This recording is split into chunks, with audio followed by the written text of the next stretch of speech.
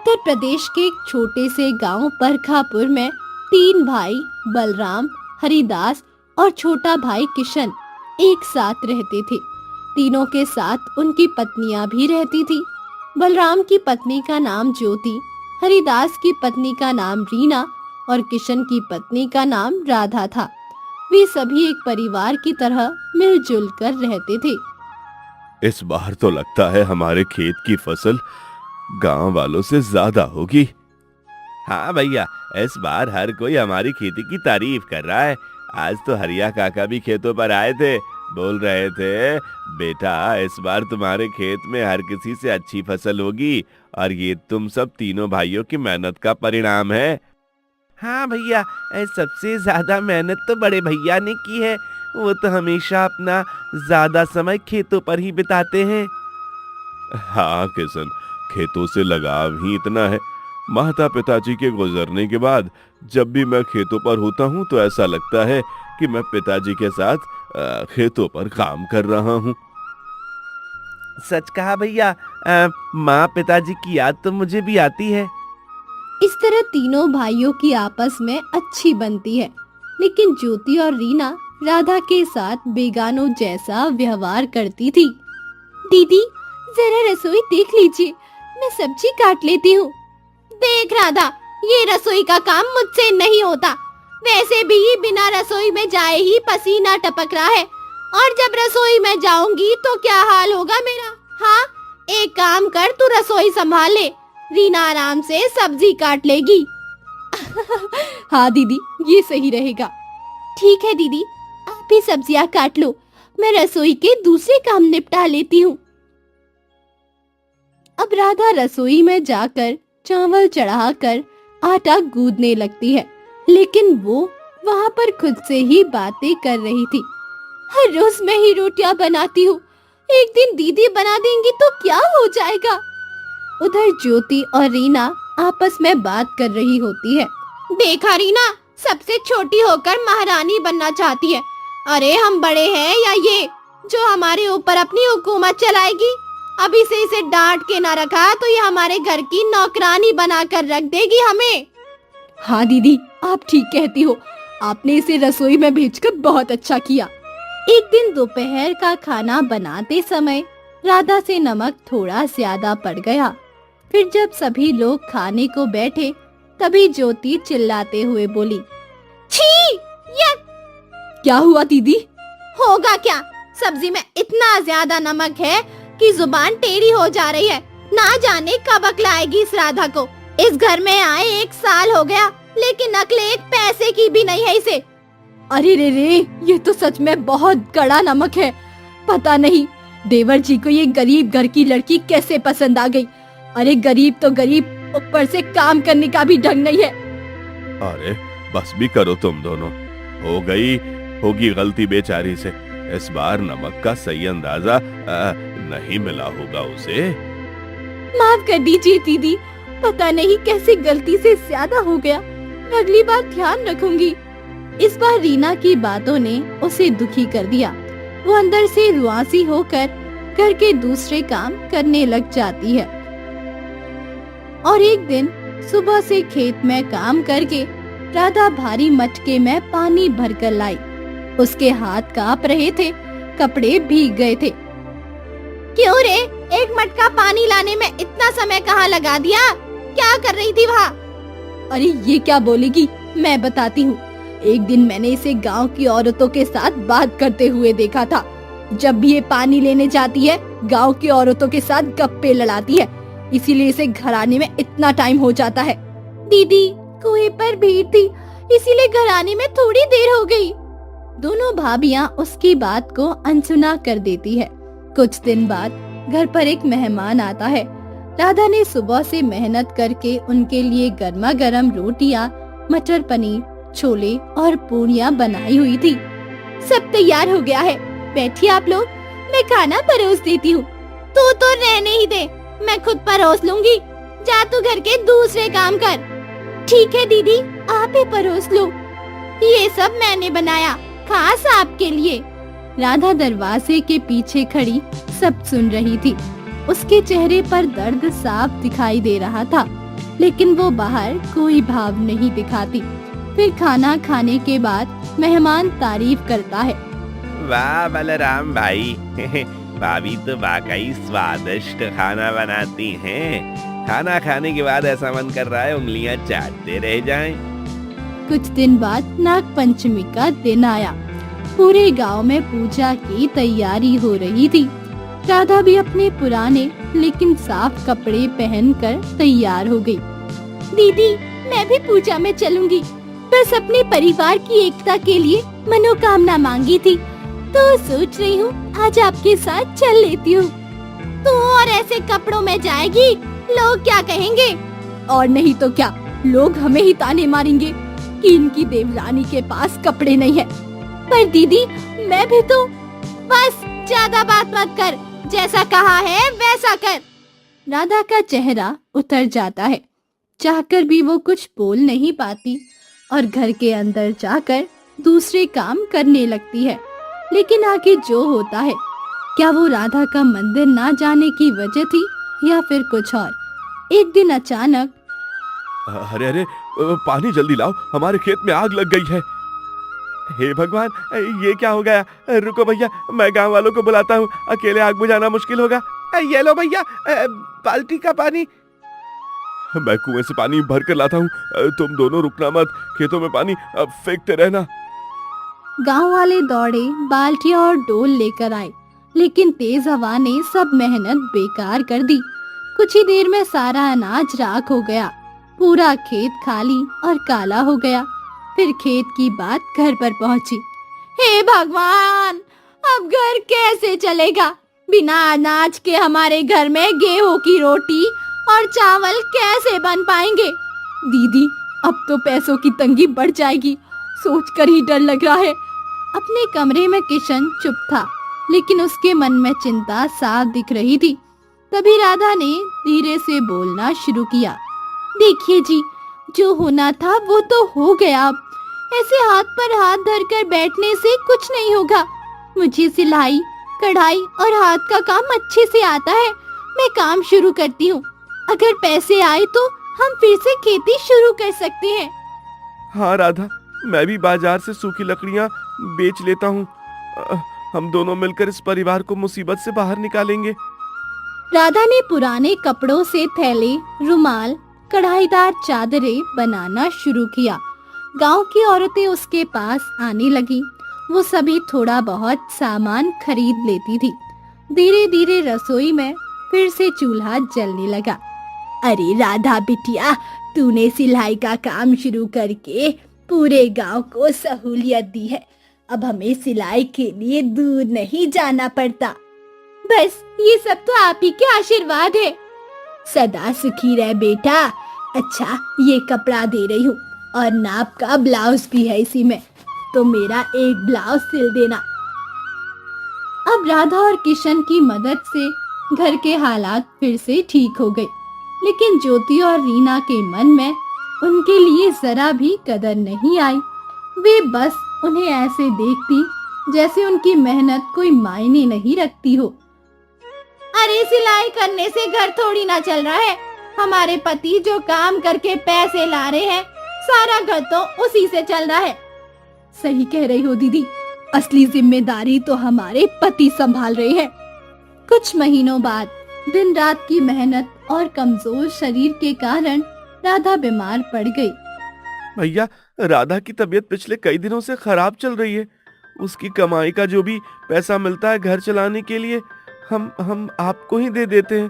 थोड़ी सी मदद मिल जाती तो मैं राधा को डॉक्टर के पास दिखा देता। ठीक है, मैं तुम्हें कुछ पैसे दे रहा हूँ, इनसे राधा का इलाज करवा लो। हाँ, लेकिन हमें घर के खर्चे भी देखने पड़ते हैं। अब किशन इलाज के लिए अपने दोनों भाइयों से पैसे लेने लगा था, लेकिन कुछ दिनों बाद वे दोनों पैसों के लिए टाल मटोल करने लगे।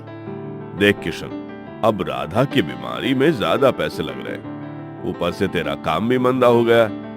अब हम आगे कुछ नहीं कर सकते। अच्छा होगा तू अपना ठिकाना कहीं और देख ले। बड़े भैया, आप ये क्या बोल रहे हो? मैं राधा को लेकर कहाँ जाऊंगा? भगवान के लिए ऐसा मत कहिए। देख किशन भैया, ने जो फैसला कर लिया ना, वो सोच समझ कर लिया है। अब तुझे घर में फालतू की बहस नहीं करनी चाहिए। ठीक है भैया, अगर मैं आपके ऊपर बोझ लगने लगा हूँ तो मैं चला जाता हूँ इधर से। अब किशन और राधा अपना सामान लेकर घर से बाहर निकल जाते हैं। किशन पूरी तरह से टूट चुका था, लेकिन उसने हिम्मत नहीं हारी और गांव के एक छोर पर झोपड़ी बनाकर रहने लगा।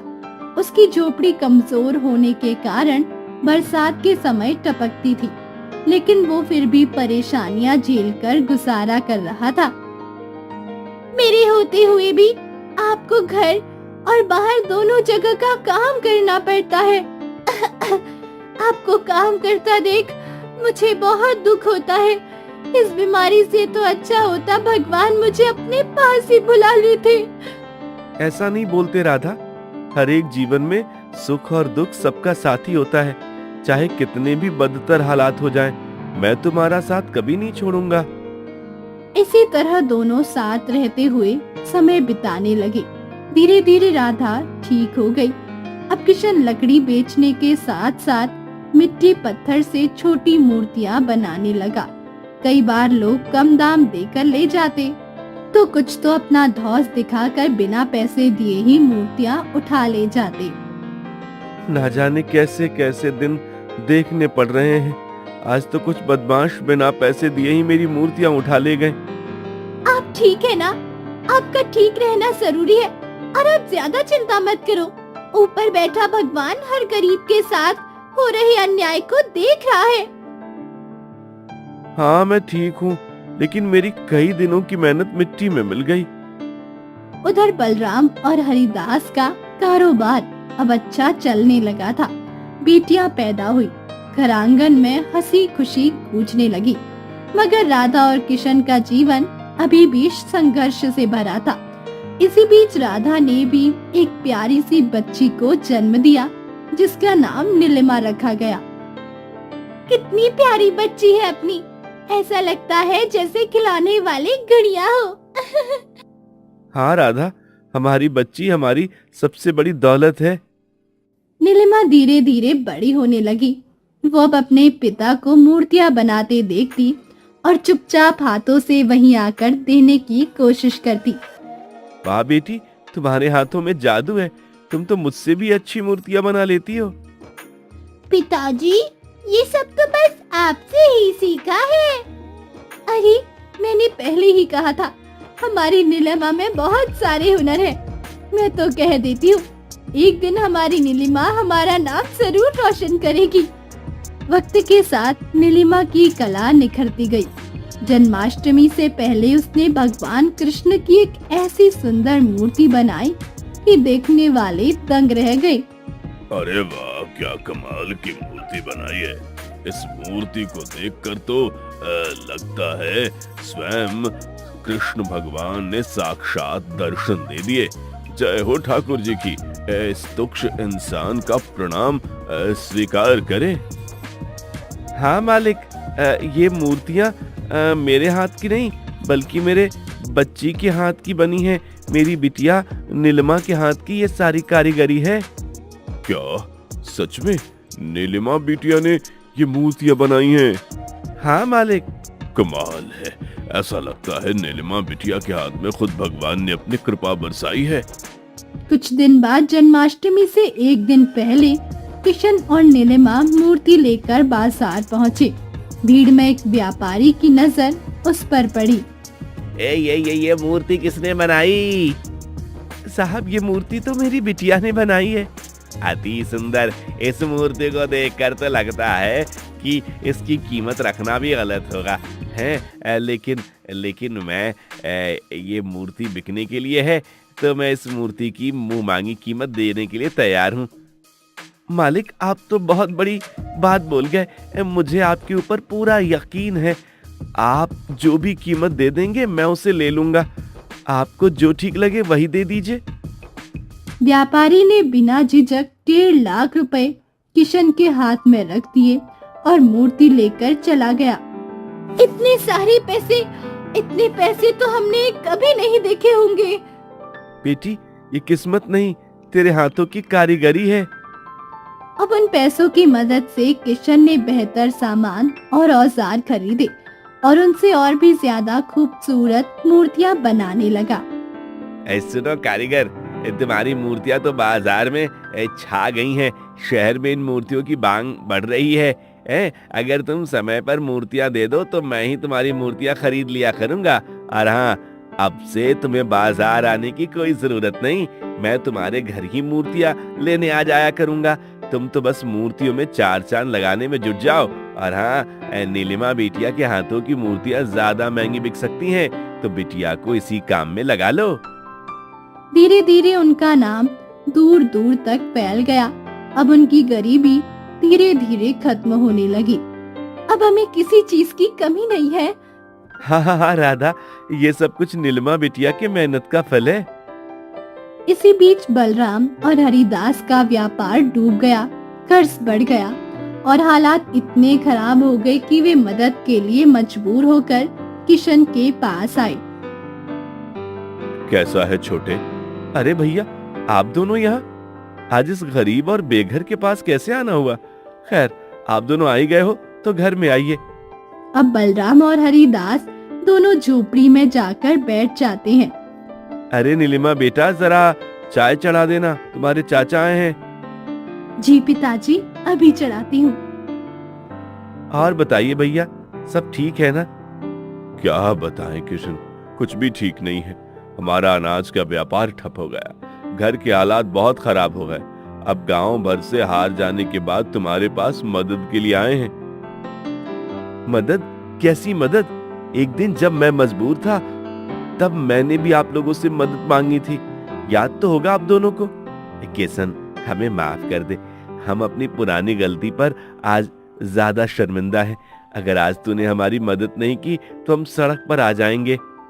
हरिदास की बात सुनकर किशन गुस्से से तिलमिला उठता है और बोलता है, बातें बनाना छोड़ दो भैया।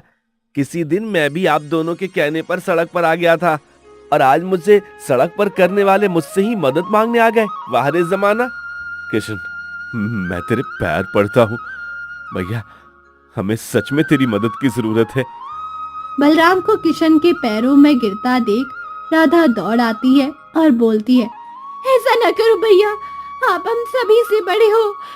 राधा, तू क्या मुझे माफ कर सकती है? आज मैं तेरे सामने हाथ जोड़ रहा हूँ। किशन ने एक पल के लिए पुराने दर्द याद किए, लेकिन फिर उसकी नजर राधा पर पड़ी।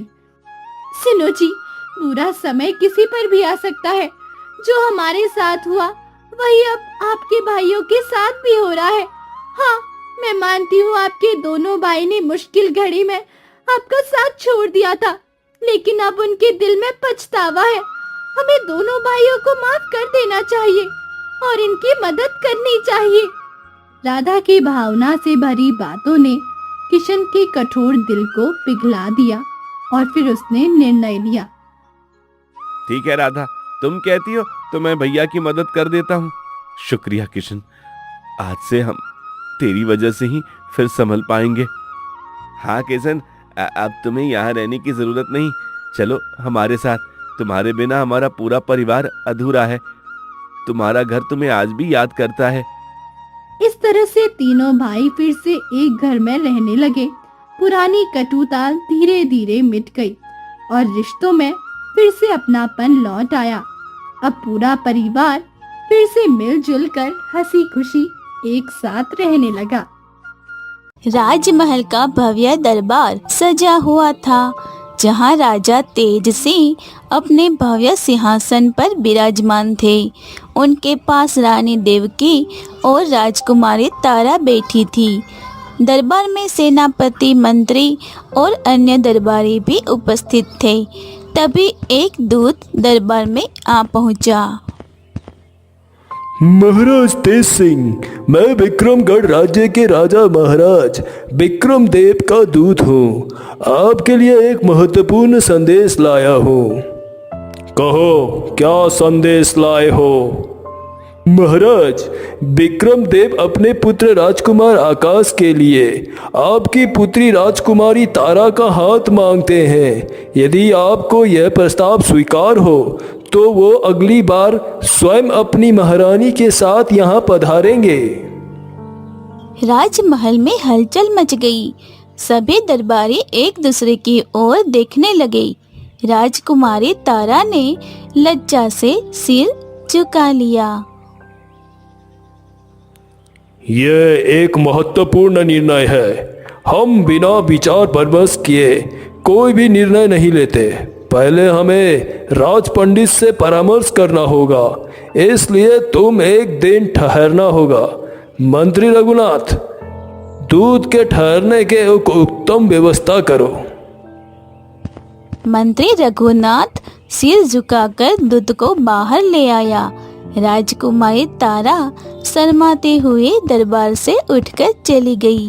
रानी देवकी भी उसके पीछे पीछे चली गई। रानी देवकी का कक्ष सुंदर आभूषणों और महंगे पर्दों से सजा हुआ था। राजा तेज सिंह मुस्कुराते हुए अपनी रानी के पास बैठते हुए बोले, तो फिर देर किस बात की?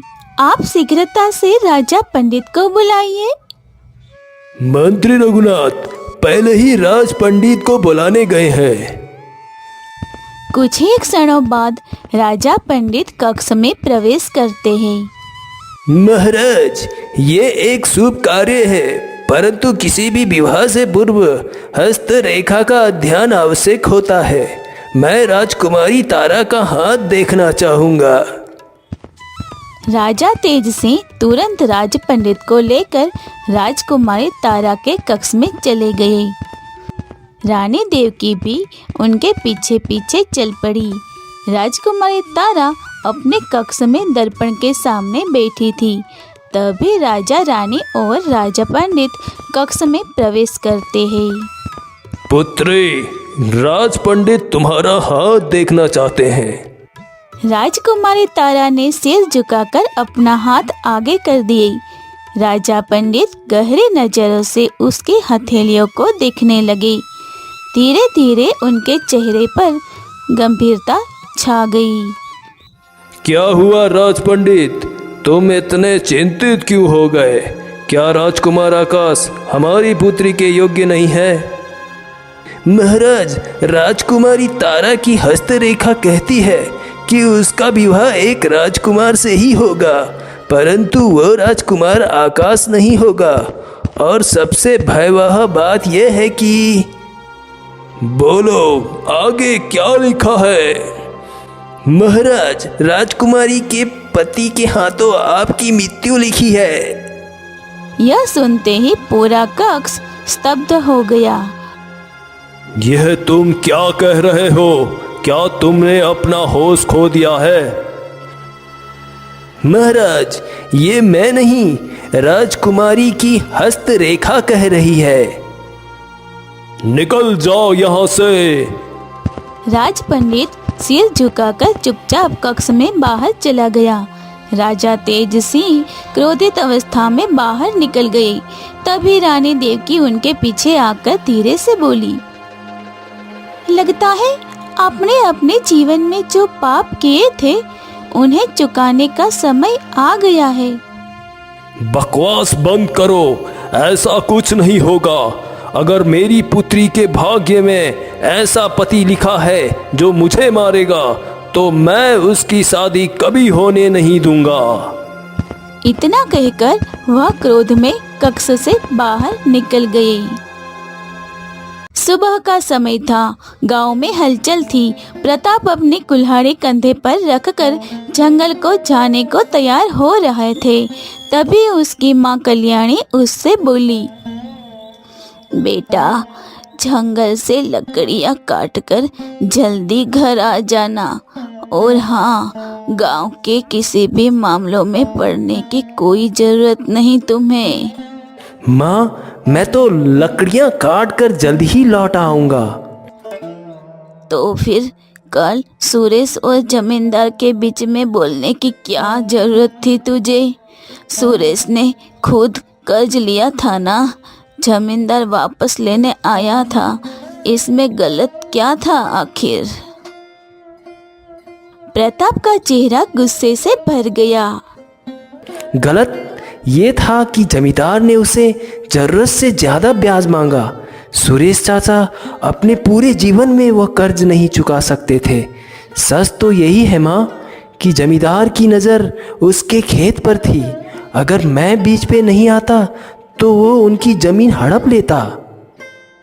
बेटा, तुम्हें इन झगड़ों में नहीं पड़ना चाहिए। गांव में और भी लोग हैं ना। हाँ माँ, पर मुझे अन्याय सहने की आदत नहीं है।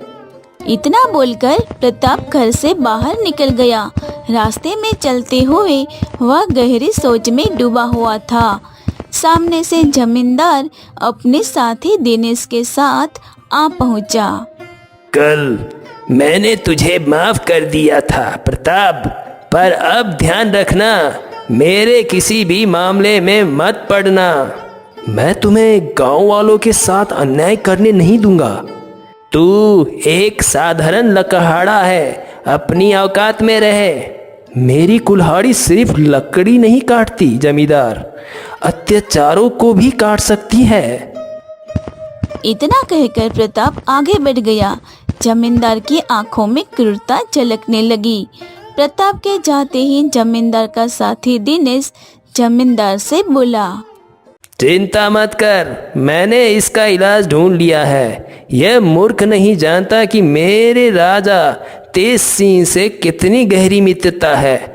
मैंने मंत्री रघुनाथ को संदेश भेज दिया है, मतलब कल राजा के सैनिक आएंगे और इसे बंदी बनाकर कारागार में डाल देंगे। तब देखना इसके राजकुमार जैसे तेवर एक गुलाम में कैसे बदलते हैं। कुछ देर बाद प्रताप जंगल में एक विशाल वृक्ष के पास खड़ा था। वह कुल्हाड़ी को कसकर पकड़ा और पेड़ पर वार करने ही वाला था कि तभी उसकी नजर सामने एक साधु पर पड़ी। साधु ध्यानमग्न अवस्था में थे और उनके सामने एक बड़ा शेर खड़ा था। शेर की आंखों में भूख की चमक थी और वह साधु को घूर रहा था। साधु महाराज तपस्या में लीन है और यह शेर उन्हें खाने की खुराक में है। अगर मैंने जल्दी ही कुछ नहीं किया तो इनकी जान चली जाएगी। प्रताप तेजी से दौड़ता हुआ शेर के पास पहुंचा और अपने हाथों में अजीब से इशारे करने लगा। शेर को, जो अब क्रोध में था, वो अचानक ही शांत हो गया। उसने अपनी पूंछ हिलाई और जमीन पर बैठ गया, जैसे कि प्रताप उसका कोई पुराना मित्र हो। इतने में साधु महाराज की आंखें खुल गई। तुमने तो मेरी जान बचा ली वत्स। ऐसा अद्भुत व्यक्ति मैंने पहली बार देखा है, जिससे शेर भी मित्रता कर लेते हैं। तुम तो वीरों के वीर हो प्रताप। प्रताप साधु को देखकर हंस पड़ा। नहीं महाराज, मैं कोई वीर नहीं, बस एक साधारण सा लकहाड़ा हूँ। प्रताप ने शेर की ओर देखा और उसको जाने का इशारा किया। शेर गुर्राया, लेकिन फिर शांति से झाड़ियों में गुम हो गया। साधु महाराज अब प्रताप को ध्यान से देखने लगे। क्या हुआ महाराज, आप मुझे इस तरह क्यों देख रहे हैं? बस तुम एक राजकुमार हो। प्रताप धक्का लगाकर हंसा। महाराज, मैं एक लकहाड़ा हूँ। ये राजकुमारी वाली बातें मेरे लिए नहीं है। अब तक तुम्हारे जीवन साधारण था, लेकिन यहाँ से जाने के बाद ये वापस नहीं रहेगा। तुम्हारे भाग्य की रेखाएं पहले ही तय हो चुकी है। जो राजकुमार होता है वो अनंत अपने भाग्य की ओर ही खींचा चला जाता है। तुम्हें इसका एहसास कुछ दिनों में हो जाएगा। इतना कहकर साधु महाराज वहां से चल गए। प्रताप सोच में पड़ गया, लेकिन फिर सिर झटकते हुए अपने काम में लग गया। उसने लकड़ियों को गट्टर बांधा और गांव की ओर चल पड़ा। प्रताप गांव की सीमा तक पहुंचा ही था, उसने देखा कि उसकी माँ कल्याणी बहुत घबराई हुई दौड़ती उसकी ओर आ रही है। माँ, तुम इतनी घबराई हुई क्यों हो? कल्याणी हांफते हुए प्रताप के पास पहुंची। उसकी आंखों में चिंता थी। बेटा, बेटा, यहाँ से भाग जा बेटा, यहाँ से भाग जा। मैंने तुझे पहले भी कहा था कि जमींदार के मामलों में मत पड़ना। उसने राजा तेज सिंह से तेरी शिकायत कर दी है। अब राजा के सैनिक तुझे ढूंढते फिर रहे हैं। प्रताप ने मुट्ठी भींच ली। उसके चेहरे पर गुस्से की लकीर उभर आई। तो क्या हुआ? मैं भागूंगा नहीं माँ। अगर सैनिक आएंगे तो मैं उनसे लड़ूंगा। इतना कहने से पहले ही जमींदार वहां अपने साथी दिनेश और सैनिक के साथ पहुंच गया। जमींदार के चेहरे पर कुटिल मुस्कान थी। यही वो युवक है, इसे पकड़ लो। अब तो इसकी मृत्यु निश्चित है। राजा तेज सिंह को सूचना मिल चुकी है कि उनकी पुत्री जंगल में किसी युवक से मिल रही है। अब ये दोनों कहीं नहीं भाग सकते। रुको, मैं स्वयं राजा तेज सिंह के सामने चलने को तैयार हूँ। दरबार में मंत्री रघुनाथ, जमींदार और दिनेश खड़े थे। तारा सिर झुकाए खड़ी थी और प्रताप को सैनिकों ने घेर रखा था। तभी प्रताप की नजर दूर खड़ी हुई अपनी माँ कल्याणी पर पड़ी। जमींदार, तुम मेरी माँ को यहाँ पर क्यों लेकर आए हो? तूने मेरे मामले में टांग अड़ाकर अच्छा नहीं किया प्रताप। तेरा अंजाम बहुत बुरा होगा और तेरे इस बुरे अंजाम को तेरी माँ भी देखेगी। यही वो दुष्ट है जिसने जमींदार का जीना हराम कर रहा था। तभी राजा तेज सिंह अपनी पत्नी देवकी के साथ दरबार में प्रवेश करते हैं। जैसे ही प्रताप की नजर राजा तेज सिंह पर पड़ी, अचानक उसकी आंखों के सामने अंधेरा छा गया और कुछ चित्र उसकी आंखों के सामने चलने लगे। राजा विजय अपने 5 वर्षीय पुत्र वीर के साथ महल के बगीचे में खेल रहे थे। रानी पद्मिनी भी वहां बैठी मुस्कुरा रही थी। तभी राजगुरु वहां आ पहुँचे। महाराज, बहुत बड़ी खुशखबरी है। अभी अभी सबसे बड़े ज्योतिषी से मिलकर आ रहा हूँ। हमारे राजकुमार का जन्म जिस चंद्रमा की विशेष रात में हुआ था, वहाँ कोई साधारण रात नहीं थी, बल्कि वह रात हजारों वर्ष में एक बार ही आती है। और उसी रात को राजकुमार का जन्म हुआ था। इसीलिए राजकुमार कोई साधारण मनुष्य नहीं है। इनके अंदर विचित्र शक्तियाँ समय के साथ साथ आ जाएंगी। यह पशु पक्षी को मित्र बना सकते हैं। चलो अच्छा है, फिर तो हम अपने पुत्र के साथ जंगल में आराम से सैर किया करेंगे, क्योंकि जब हमारा पुत्र जंगली जानवरों को मित्र बना लिया करेगा तो फिर शेर भी हमारा कुछ नहीं बिगाड़ सकता है। पद्मिनी ने इतना कहा था कि तभी वहां पर मंत्री रघुनाथ सेनापति तेज सिंह के साथ आ पहुँचे। तेज सिंह अपने तलवार निकालते हुए राजा विजय की ओर देखकर बोले। इतना कहकर तेज सिंह ने अपने तलवार से राजा विजय और पद्मिनी के ऊपर वार कर दिया और वे दोनों चीखते हुए वहीं पर ढेर हो गए। 5 वर्षीय नन्हे राजकुमार की आंखों में आंसू आ गए। राजगुरु क्रोधित अवस्था में ही मंत्री रघुनाथ और सेनापति तेज सिंह की ओर देखकर बोले। हाँ, यही है, क्योंकि मैं राजा विजय की ईमानदारी से तंग आ चुका था। तभी राजगुरु 5 वर्षीय नन्हे राजकुमार को लेकर वहां से भागने लगे। तेज सिंह चिल्लाते हुए मंत्री रघुनाथ से बोला। प्रताप को अचानक होश आ गया। वह तेज सिंह को घूरता हुआ बोला। कौन हो तुम? मैं उसी राजा विजय का पुत्र हूँ। मेरी आंखों के सामने तूने मेरे माता पिता की हत्या की थी। ये कैसे हो सकता है? राजकुमार तो उस समय 5 वर्ष का था। प्रताप तेजी से तलवार निकालकर तेज सिंह और मंत्री रघुनाथ पर वार कर दिया। दोनों तड़पते हुए गिर गए। तभी राजगुरु प्रवेश कर गए। राजगुरु को देखकर वहां मौजूद सभी दरबारी चौंक पड़े। झूठ बताया गया था। सच तो यह है कि राजा विजय और रानी पद्मिनी की हत्या तेज सिंह और मंत्री रघुनाथ ने की थी। मैंने तो राजकुमार की जान बचाई थी।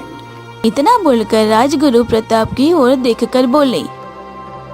तभी कल्याणी रोती हुई राजगुरु की ओर देखकर बोली, यह बात मैंने प्रताप को आज तक नहीं बताई थी। बहुत साल पहले जब प्रताप की आयु इतनी ही थी, तब प्रताप ने जंगल में भटकता हुआ मिला था। कोई संतान नहीं थी मुझे, इसलिए मैंने इसे पाल लिया। मुझे सब कुछ याद आ गया राजकुमार, क्योंकि तुम विचित्र चंद्रमा की रात में जन्मे हो। तुम्हारे अंदर जादुई शक्तियां हैं, इसलिए तुम्हें उस आयु की बात भी याद आ गई है जिस आयु की बात बड़े होकर लोगों को याद नहीं रहती। इतना कहकर प्रताप ने वहीं पर तारा की मांग भरकर उससे विवाह कर लिया। राज्य का असली उत्तराधिकारी लौट आया था। सभी ने प्रताप को नया राजा मान लिया था। प्रताप ने तुरंत जमींदार और दिनेश को कारागार में डलवा दिया और अपनी पत्नी तारक और माँ के साथ वहां रहने लगा।